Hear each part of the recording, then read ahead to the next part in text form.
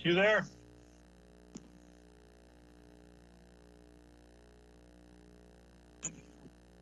I am here. Thank you. Okay, cool beans. I'm going to go turn the video. Yeah, that's it. It's all good. That's cool. Hey, I got a question. Is there any way you can do a split screen so instead of us always looking at Rich, we can see the speaker at the podium? Should we? Yeah, that might be a good idea. At some point, not today, but at some point after the hearing, let's mention that to Rich. People at home would like to see who's speaking.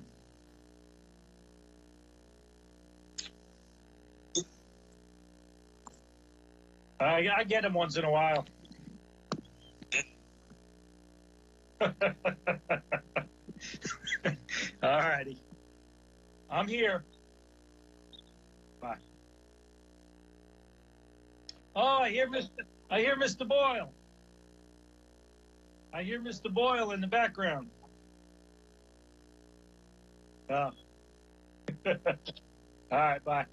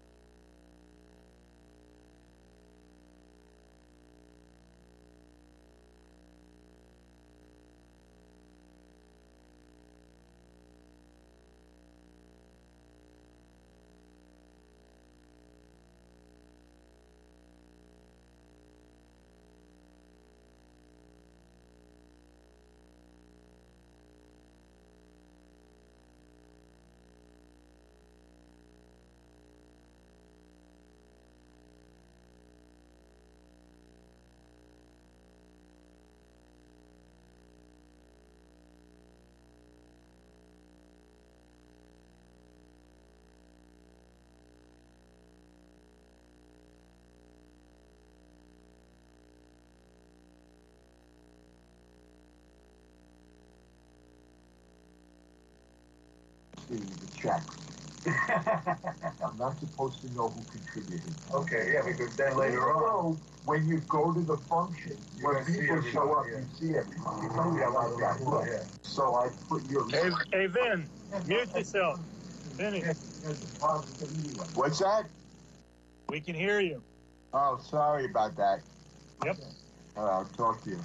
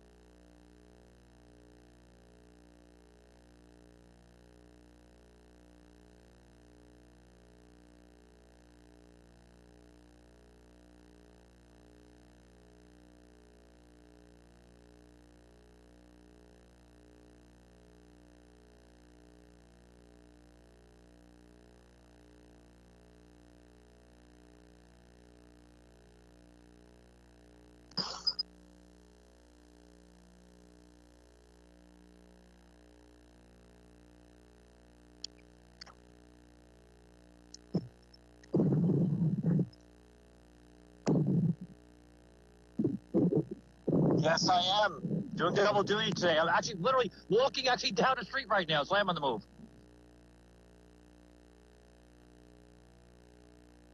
Yep, that's right.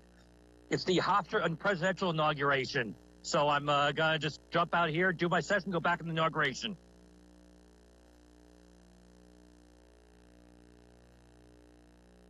God, no.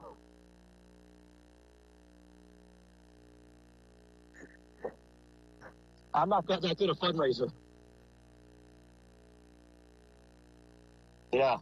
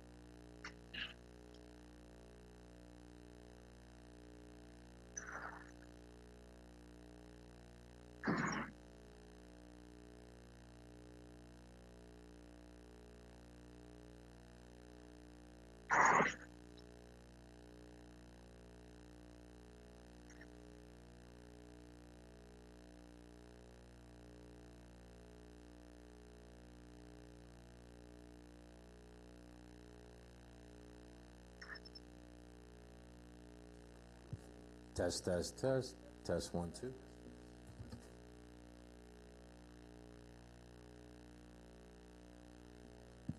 Audio check. Test, test, test. Test.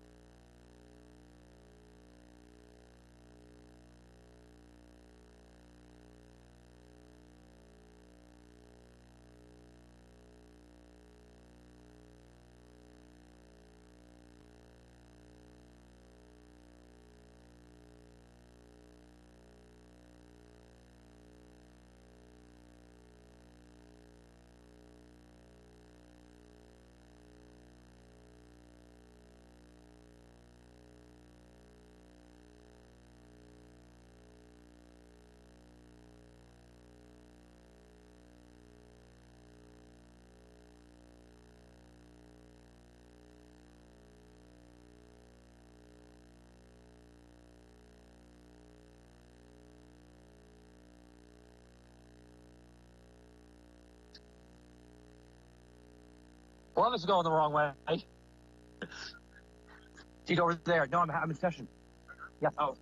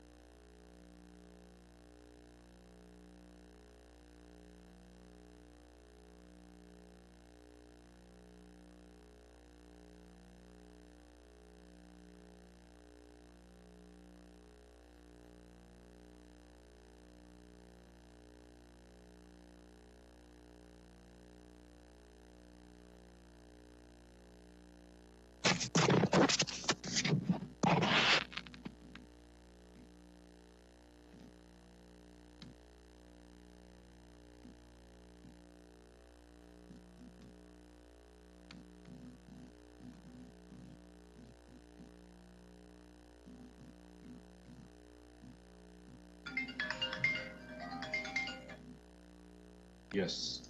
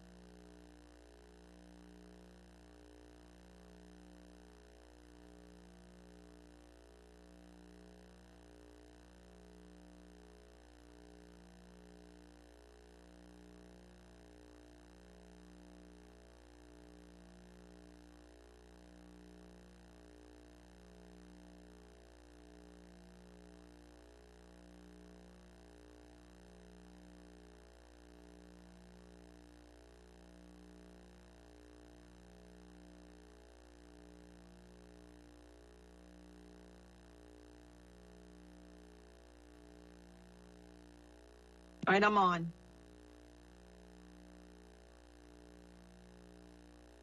Rich, can you hear me?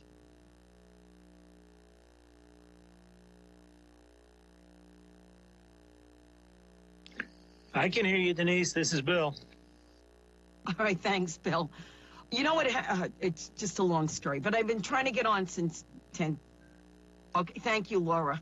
All right. All right, I'm muting myself now. Gentlemen. Okay. Thank you, guys. All right, bye. Legislators who are here, please take your seats.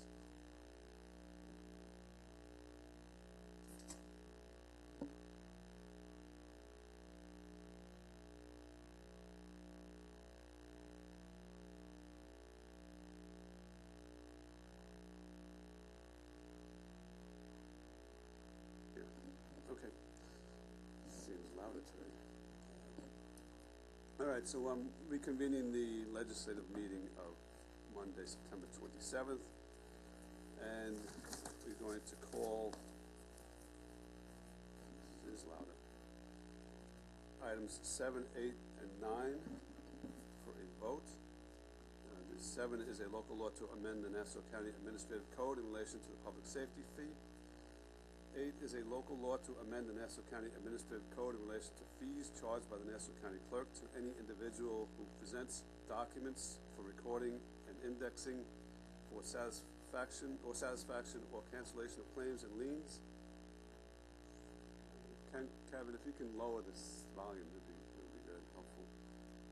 9 is a local law to amend the Nassau County Administrative Code in relation to the verification of section, block, and lot information and instruments presented for recording. Those items are moved by Legislator Walker and seconded by Legislator Coppell. So they are now before us. We've had a thorough debate and discussion on these items during the hearing on Monday.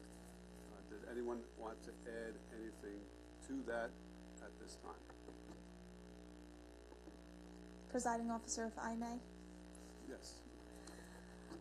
Together with the legislative minority, the administration will be forming a county working group which will look at the current fees and impact on the long-term financial stability of Nassau and provide, the working group will provide their recommendations by January 15th. We would like the majority to join in on that working group. The county executive is proud to have restored our county's financial health with a prudent budgeting and sound management, and to have submitted yet another balanced budget.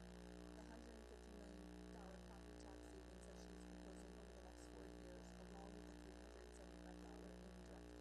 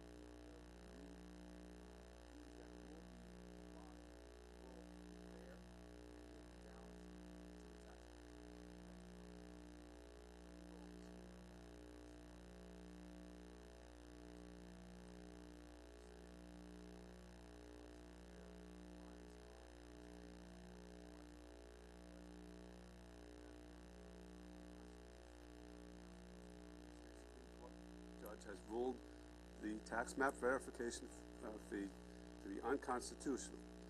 Why? Because the fee is unrelated to the service. It does not cost the county.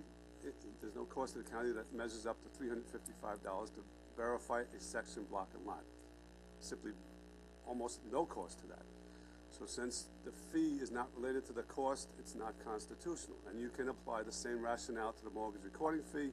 You can apply the same rationale to the public safety fee.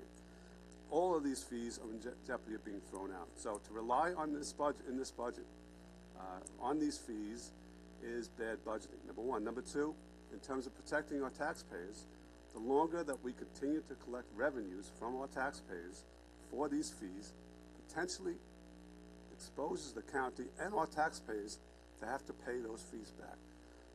So there's refund exposure to this county as we continue down this road of continuing to collect these fees.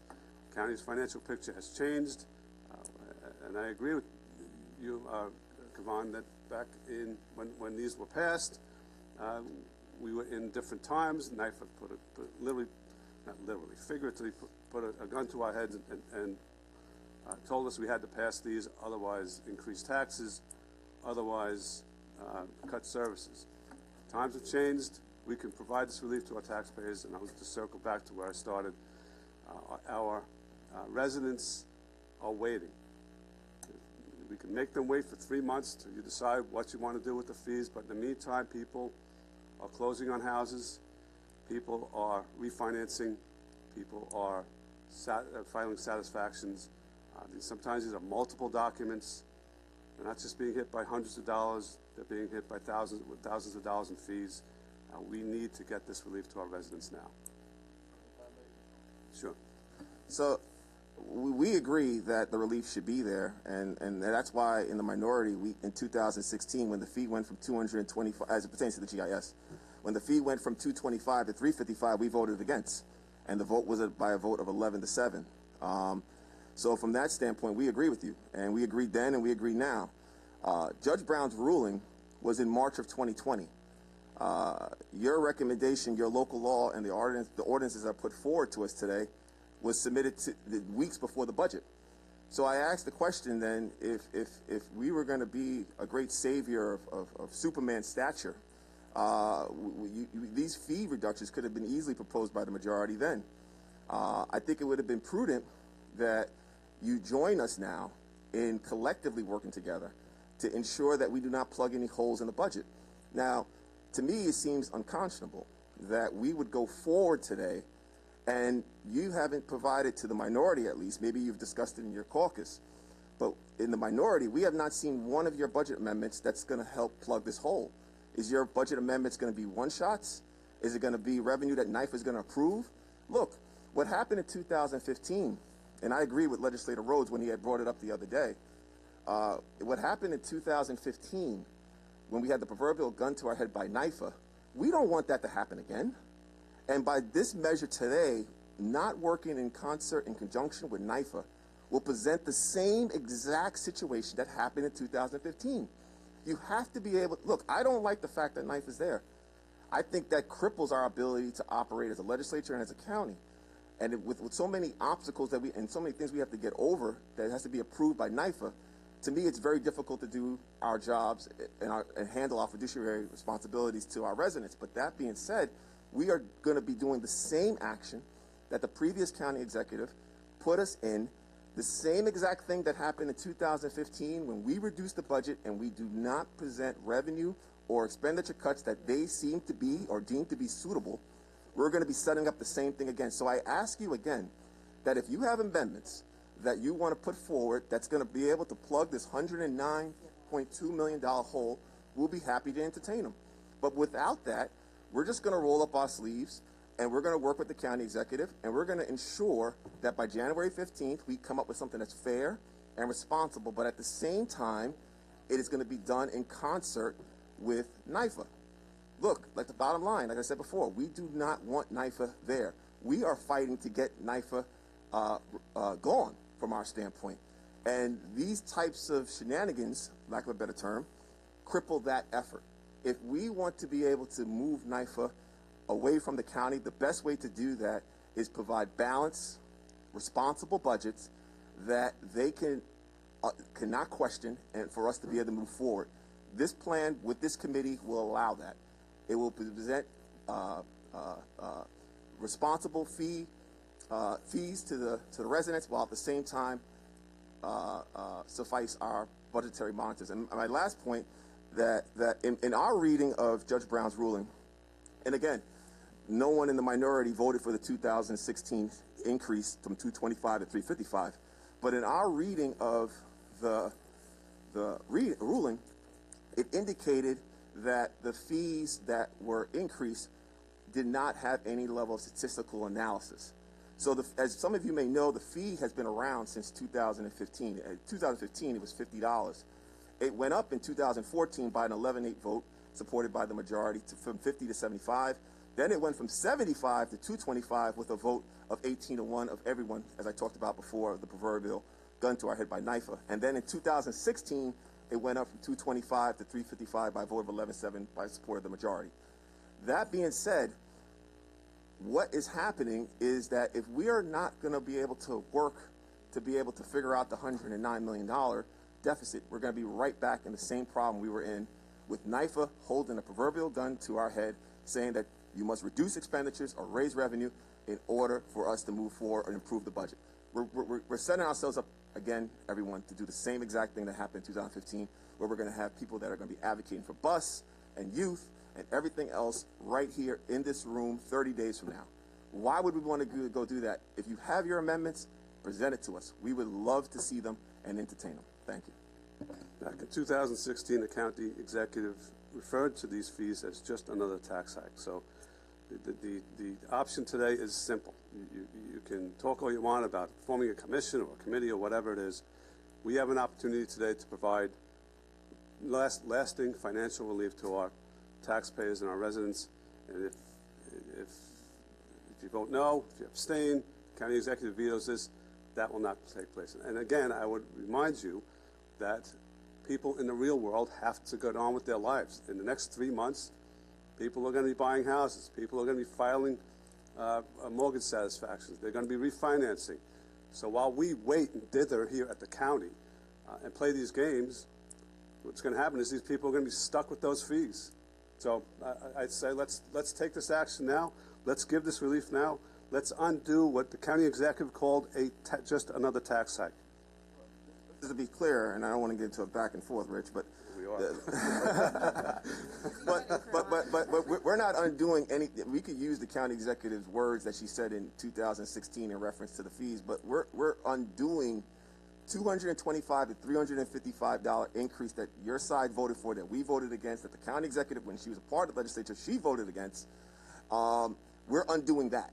So we're undoing what you guys increased the budget by my count, $130 increase on top of the increases from 14 and in 2012. Without a knife, a proverbial gun to your head, you increased the fees. And on top of it, you instituted and implemented a public safety fee of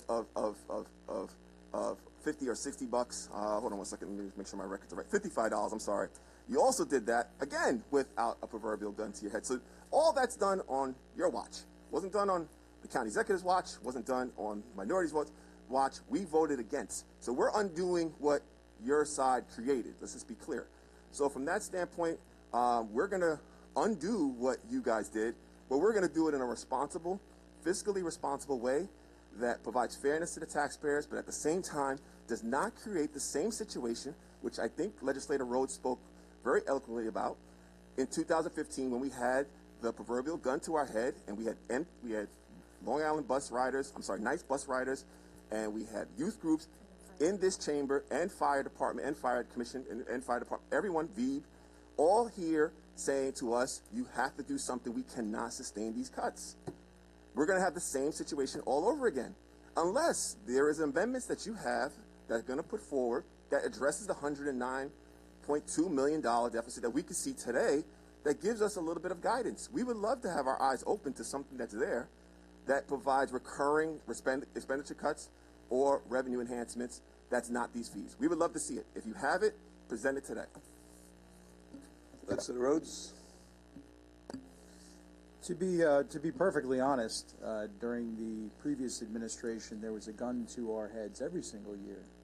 It seems as though NYFA's attitude suddenly changed with the change in affiliation to the administration.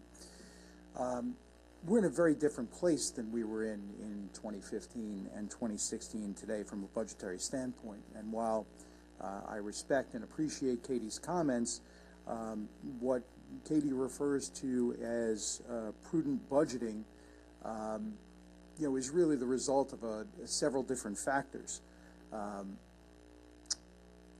We were told, part of the reason why the minority leader mentions March of 2020, there is something else that began in March of 2020 that changed circumstances drastically.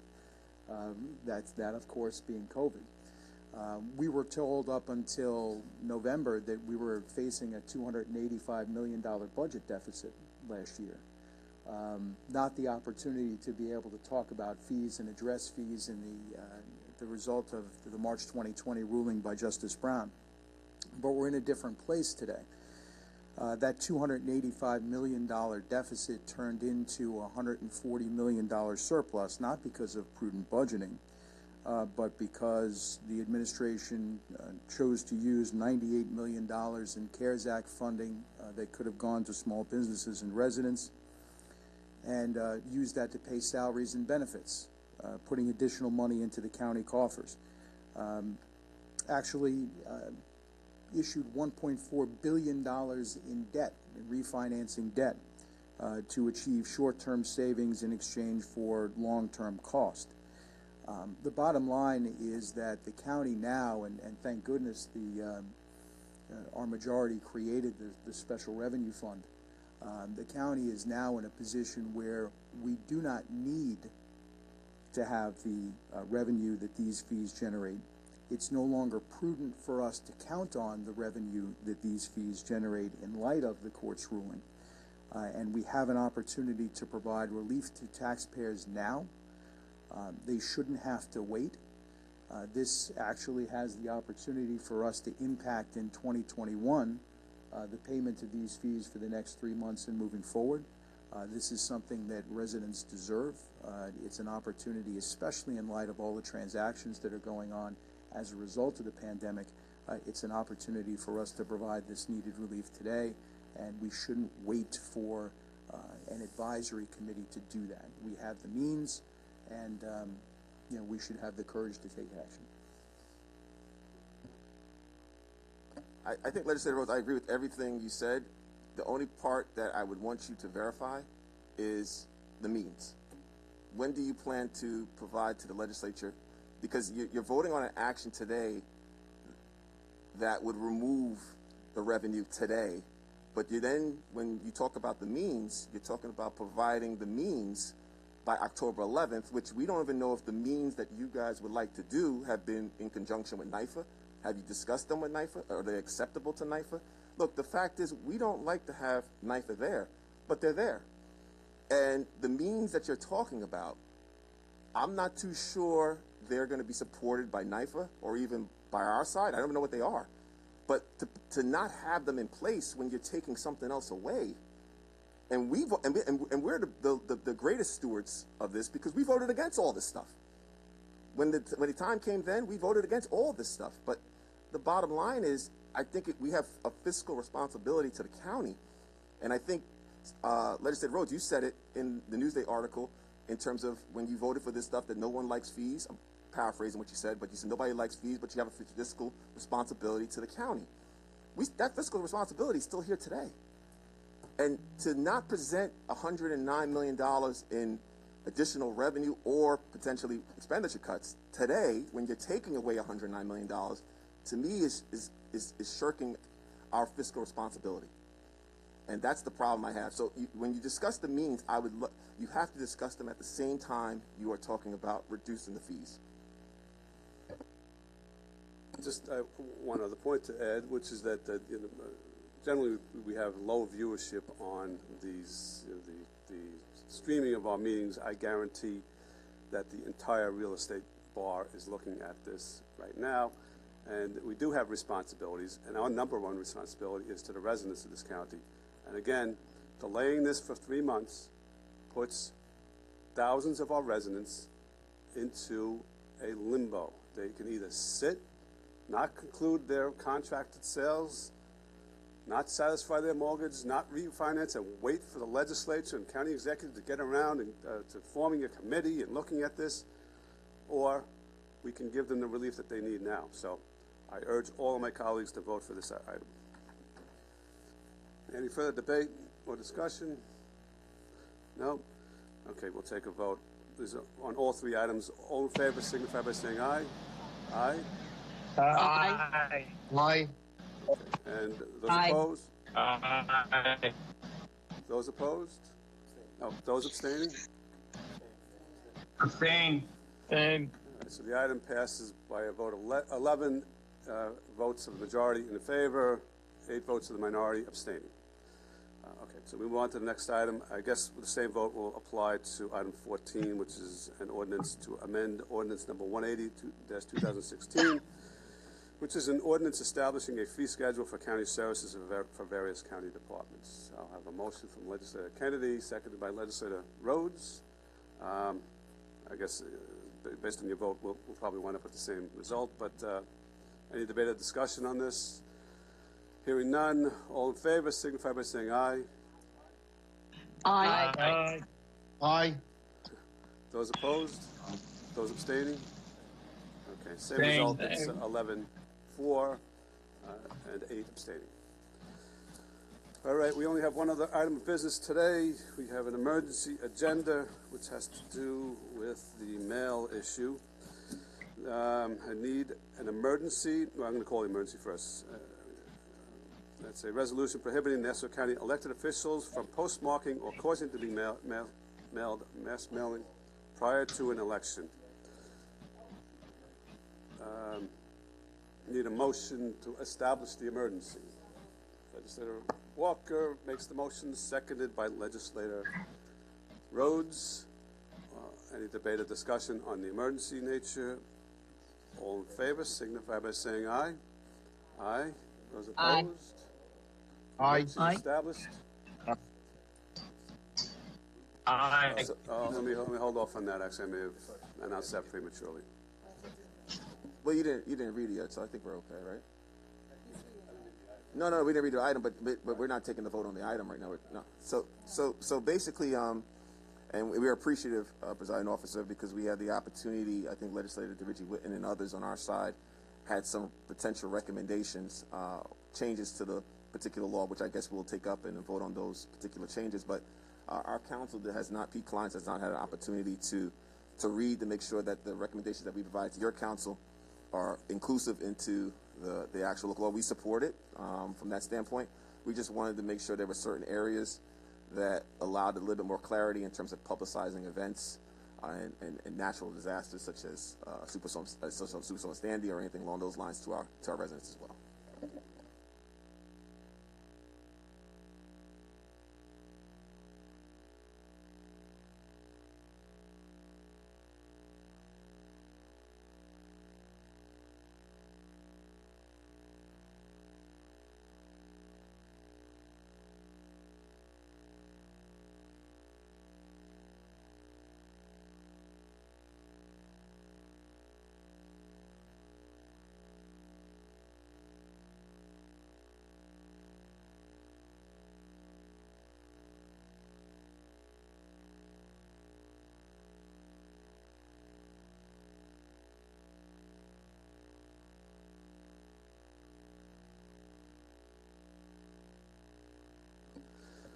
All right, then we need actually that vote on the emergency. All in favor signify by saying aye. Those opposed? Aye. Aye. Aye. Those opposed? The emergency passes unanimously.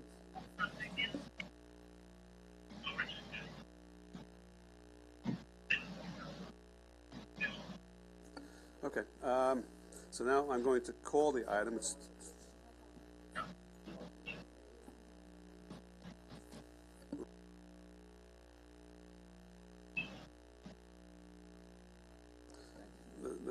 first I need to call the item, which is a resolution prohibiting the Nassau County elected officials from postmarking or causing to be mailed mass mailing prior to an election.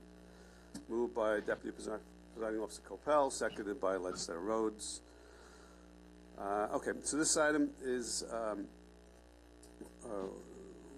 described, limits county-wide elected officials from engaging in mailing within 45 days of an election, with certain exceptions. And one of the exceptions that was originally in the legislation was you could still mail if you're having an event, flu shots, mammography vans, and that type of stuff.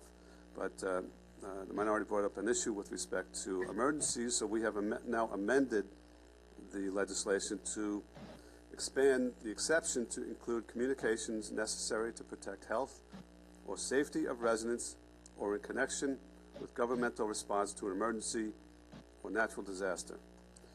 So with this change, those types of mailings, again, geared toward getting residents information with respect to an emergency or natural disaster, will be permitted within 45 days of an election. This will apply to county-wide elected officials. It's our intention on Monday to revise the rules of the legislature so that the same exception will apply to county legislators. Any debate or discussion? That seems pretty clear. Okay. All right, thanks. And this was filed with the clerk this morning, today, October 1st. So we have a motion. We have a second. Any debate or discussion? All in favor signify by saying aye. Aye. Those opposed? Carries unanimously. All right, so I actually went so that we can have a motion to adjourn. Legislator Rhodes, second by Legislator Millet. All in favor of adjourning signify by saying aye. Those opposed? We are Aye. adjourned.